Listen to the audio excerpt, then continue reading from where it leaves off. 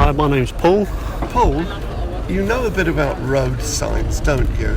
Tell me, we're standing here in the high street, Yeah. and guess what? We're looking at a road sign that says High Street. Yes. Start from the beginning. Where does it come from, and why are you interested in it? Well, I was interested in it when I moved to Chelmsford. I noticed that a lot of the street names were labelled with these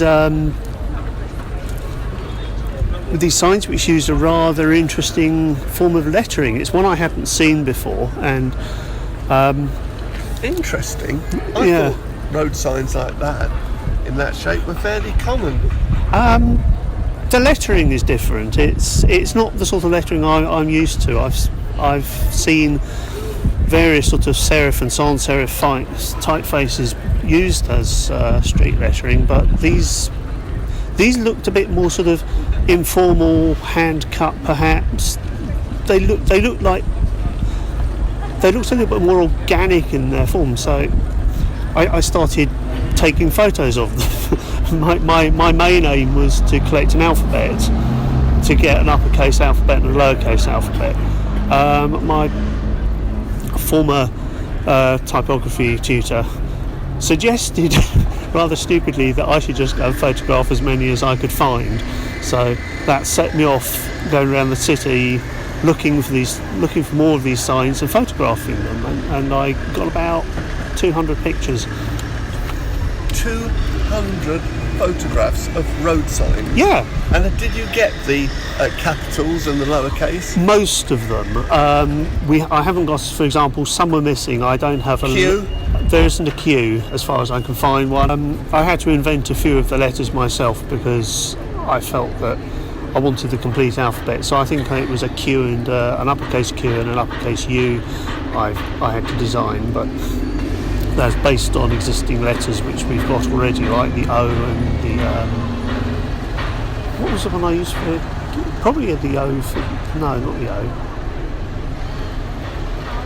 Can't remember what letter I used to get the U now, but there's enough there in all the other letters to get the right sort of sizes, widths and weight. Have you tracked down the inventor, the author of this typeface that you don't know?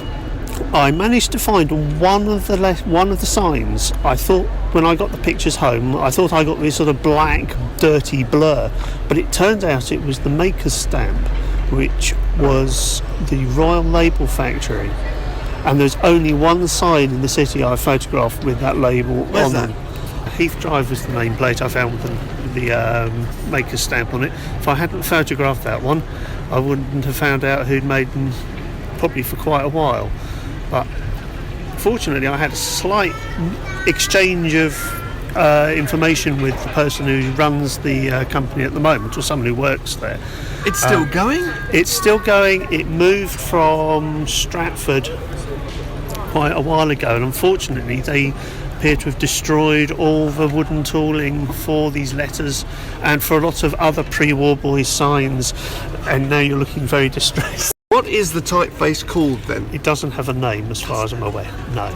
I've been referring it in my mind as Chelmer's Slab because it's a slab serif typeface, and one of the rivers in Chelmsford is the Chelmer, but that's how I've been calling it. Chelmer Slab? Chelmer Slab. Well, why slab? It's the type of typeface it is. If you notice, the serifs on it are very blocky and rectangular. Just right for the caps? Yeah, and that's what's known as a slab serif typeface. So there are different slab serif typefaces? Well, there are different serifs on there are different types of typefaces, right. And the that just particular class of typeface is known as slab serif because the serifs, which is Latin for little feet, are the things letters sit on or stand on when they appear to be standing on, and because those are rectangular, blocky serifs, it's known as slab serif. The uprights of the H and the crossbar of the H, are they the same width, would you know? Not always, no. They're different. You will have different weights in lines, in strokes. For this selection, yeah, every caps has different widths. The S's, no doubt, are a bit slimmer, are they? There's a number of reasons why. I would imagine that if you went back to the original type sheet and looked at the sample, you'd probably see more regularity in the letter forms. But these have been, from what I can tell, they've been hand cut. What is hand cut? Do you mean? What has been cut? Someone would have got something like a template. Do you mean? A saw. They'd have drawn an outline on some wood, cut it out by hand, and then used that to make the sand moulds which the letters were cast in. You can't do those precise, even the best carver, surely. As You say. probably could, but I would imagine that these were done by the people doing the casting, and that they were a little bit sort of. I don't want to use Professional. Professional. I mean, the guys doing this could probably cut a straight line by eye. People doing the casting, I don't know, maybe they were a little bit more sort of Older, wobbly-handed. Yes. But you get this. It was in the afternoon. Possibly, but you get this idea. You do get this idea that they were probably cut as needed. And there are places where you can tell they'd run out of a letter, so they substituted. So a lowercase n turned upside down kind of looks like a lowercase u, even though you can tell by the shape of the letters and the serifs on it that it's actually an upside down letter.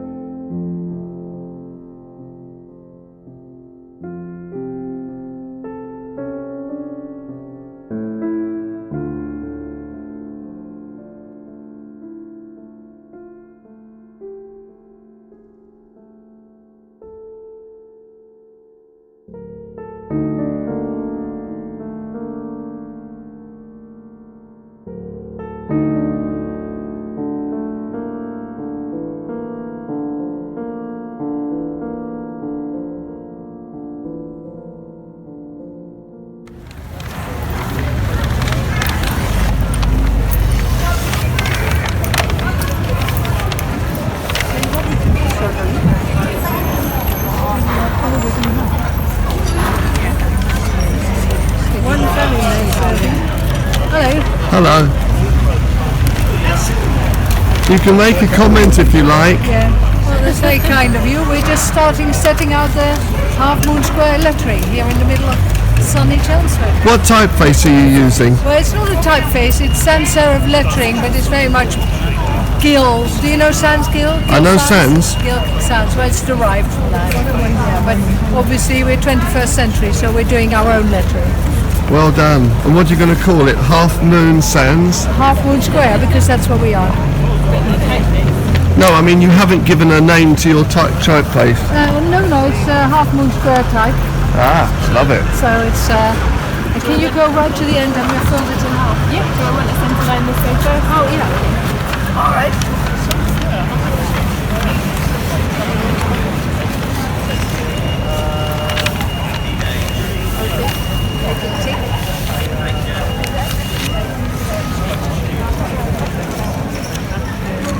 Have you resisted putting a half moon where the A, you know, you Yeah, put it we've tried all of that. What we tried to do is with the two O's to do sort of half moons, but actually too clever. Yeah, and also it's unnecessary. It's so clear what it says, and with moon you've got those two big round O's. It's brilliant. So why start sort of?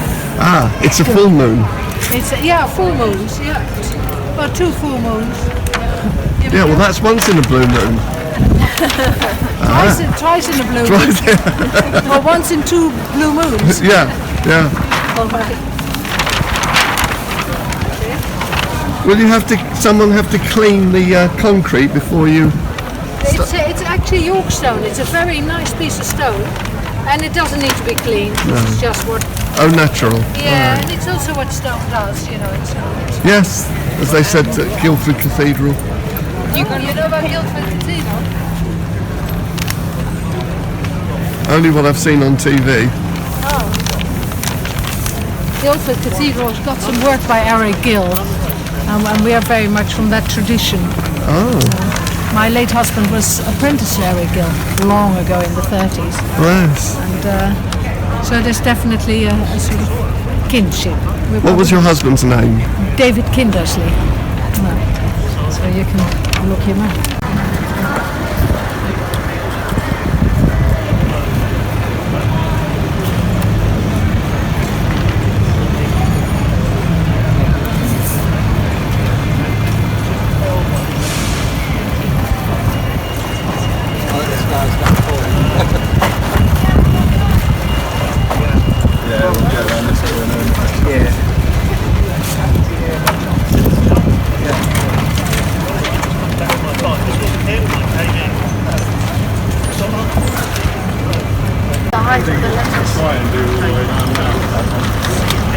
Even if you make it like a triangle, all together, you know. I think if I just kind of go round the back of that.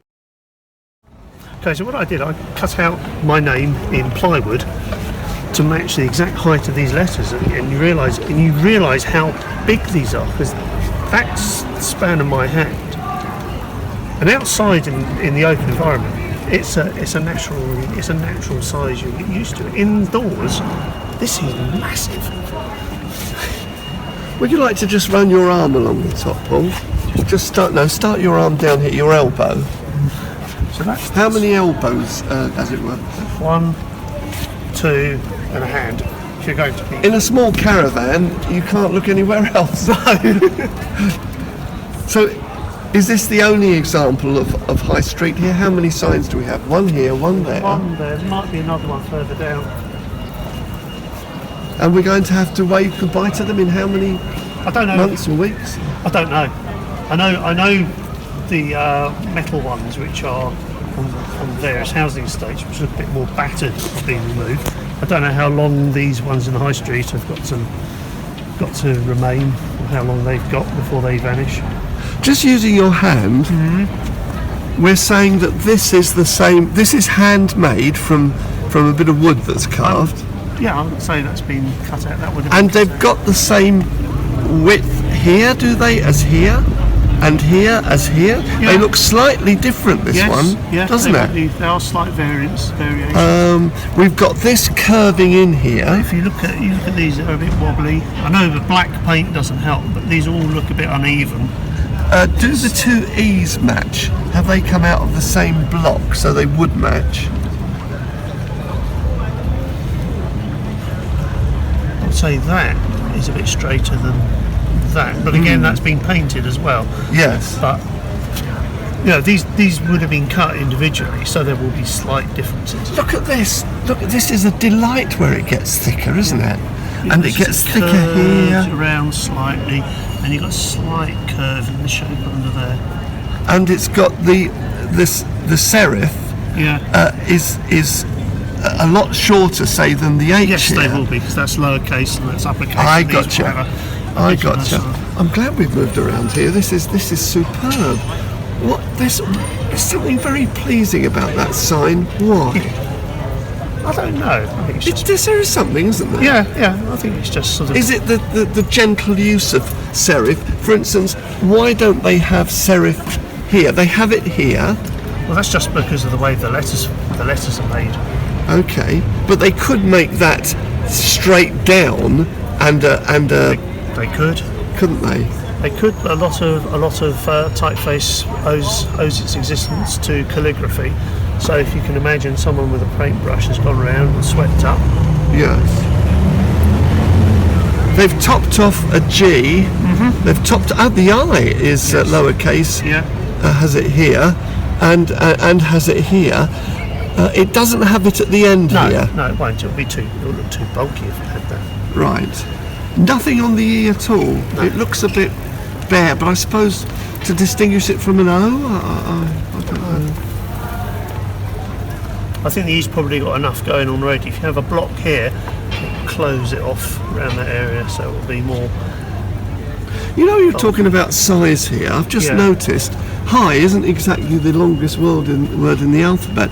If that was High Bridge, we would be talking about a very. So our council's now choosing shorter letters, or do they turn that into st?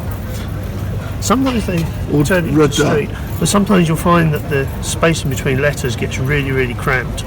There are examples with the new plastic signs where you've got a capital letter A and a V in Avenue, and they really jam them together. Oh, I see. They sort of to fit. Yeah, They kind can of really bring them cram together under the circles. But there are examples where these go to 2 lines, so these are double height.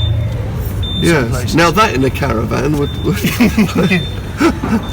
Yes. No, it's fascinating. Why is the dot so high? Why haven't they put it a bit lower? It just looks out of place.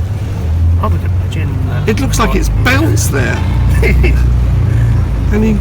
I've only just noticed. Do you see how You'll high it probably is? find if you took a load of different signs with eyes in it, and put them next to each other, you'll probably find the dots all in different places.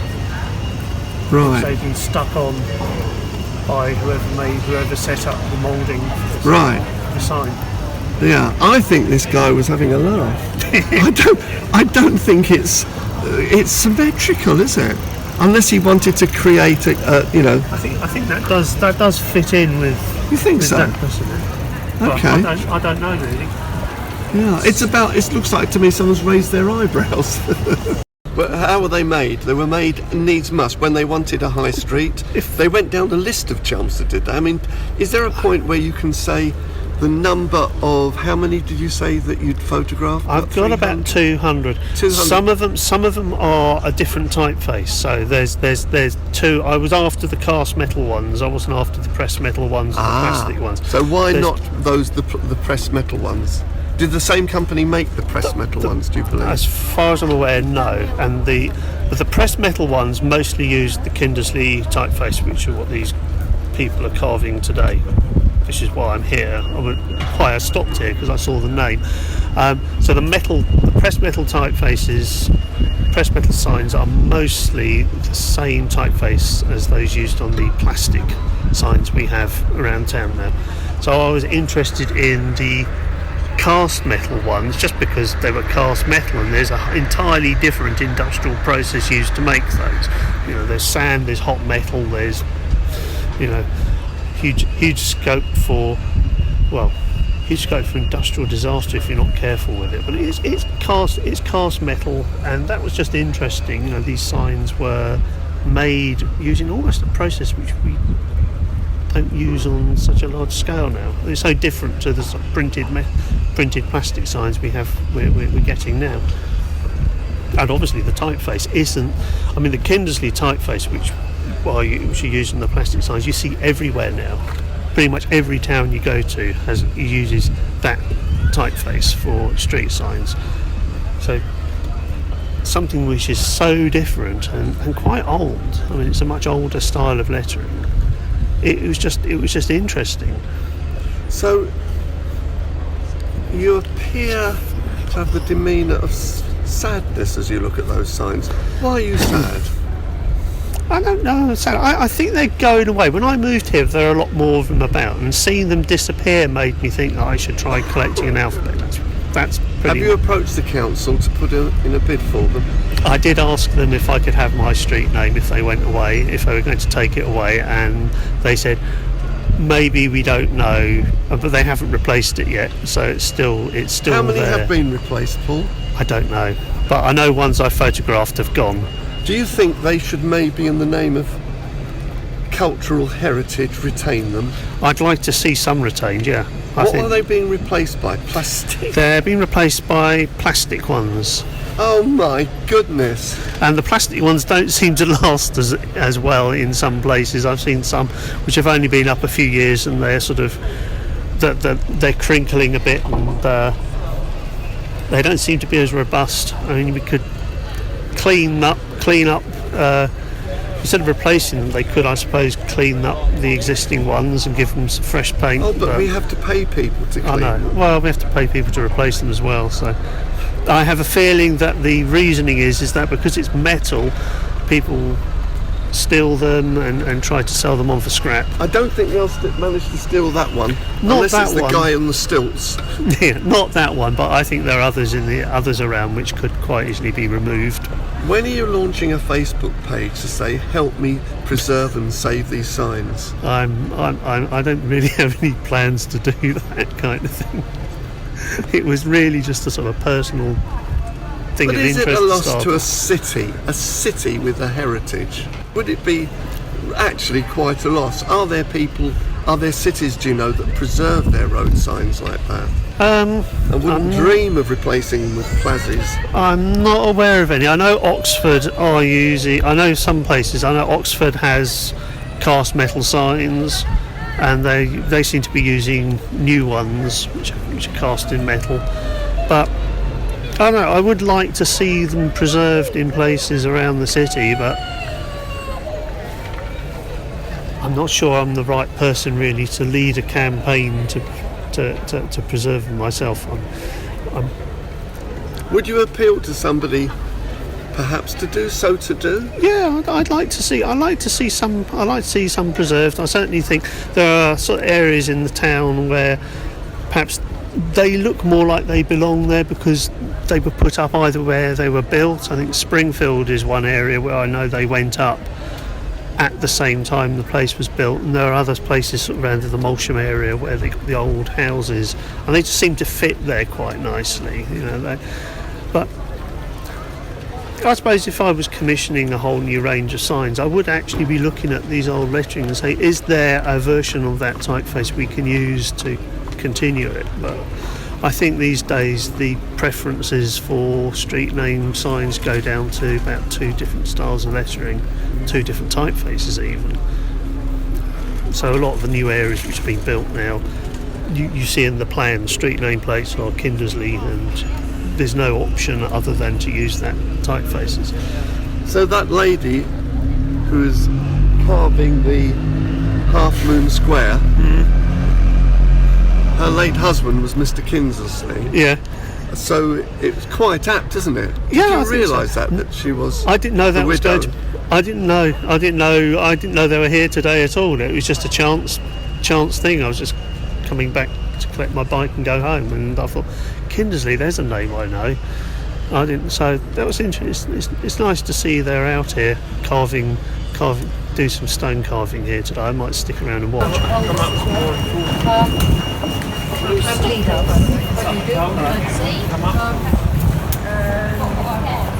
Because so often people complain about the Kindersley face, and then they send photographs, and I think, yeah, that is appalling. And then it's either that it's just digitized locally or something with plastic, and they haven't got a clue, and it looks absolutely appalling. Or you get, it's spaced so badly. Oh, I can't. That's really sad. Unfortunately, I did take a picture once for someone I know to say, here's some eye-watering kerning for you, and they've pretty much taken the word avenue and jammed the A right into the I hate V. that. Yeah. Bad. When you get this. Yeah, it's so they can fit it in the space of the signs. And I don't think I've got it on my phone.